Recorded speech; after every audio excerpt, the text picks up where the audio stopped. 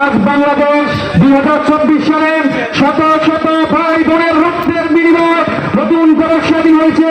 আমরা এই স্বাধীনতার কখনো হারাতে চাই না। তাই আমাদের এই স্বাধীনতা রক্ষা করতে হবে। আমাদেরকে সর্বদা সজাগ এবং সতর্ক থাকতে হবে। আমরা আর কখনো এই সমস্ত লোকদের ক্ষমতা দেখতে চাই না, যারা ক্ষমতা আসার পর জানেন স্বৈরাচার এবং দুর্নীতিবাজ হয়েছে।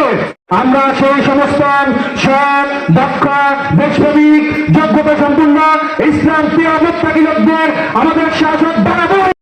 আউযু বিল্লাহি মিনাশ শাইতানির রাজীম। বিসমিল্লাহির রাহমানির রহিম। আলহামদুলিল্লাহি রাব্বিল আলামিন ওয়াসসালাতু ওয়াসসালামু আলা সাইয়্যিদিল আমবিয়াল মুরসালিন ওয়া আলা আলিহি ওয়া সাহবিহি আজমাইন।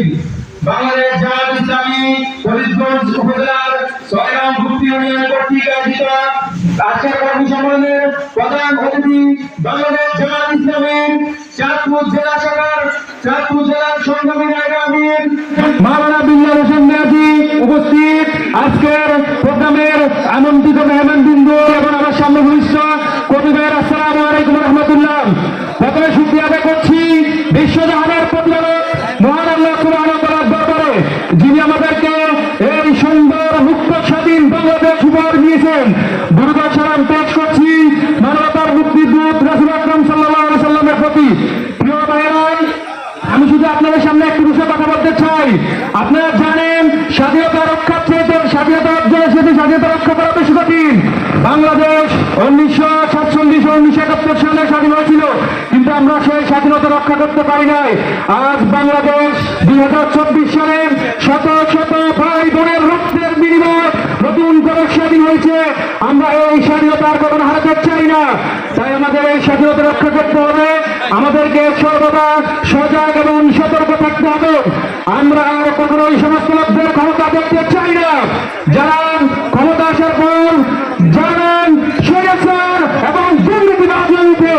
আমরা এই সমস্ত লোকদেরকে আমাদের শাসক বানাতে চাই, যারা এমপি মন্ত্রী হওয়ার পর যাদের মন্ত্রণালয়গুলোতে অনুবীক্ষণ যন্ত্র দিয়ে তন্ন তন্ন করে খোঁজার পরও 1 টাকার স্বজন প্রীতি দুর্নীতি খুঁজে পাওয়া যায় না। আমরা এই সমস্ত লোকদেরকে আমাদের শাসক বানাতে চাই, যারা তাদের বাজেটের কাজ শেষ হওয়ার পর বাকি টাকা মন্ত্রণালয় গিয়ে ফেরত দিয়ে আসে।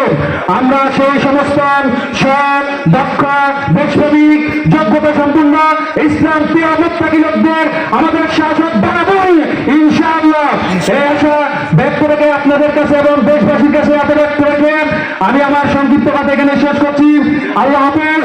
বাংলাদেশ জিন্দাবাদ, বাংলাদেশ জামাত ইসলামী জিন্দাবাদ, ফরিদগঞ্জ উপজেলা জামাত শিবির জিন্দাবাদ। আজকের এই প্রোগ্রাম সফল করার জন্য আপনাদের সকলকে বাংলাদেশ ইসলামী ছাত্র শিবির ফরিদগঞ্জ উপজেলার পক্ষ থেকে আন্তরিক ধন্যবাদ ও মুবারকবাদ। আসসালামু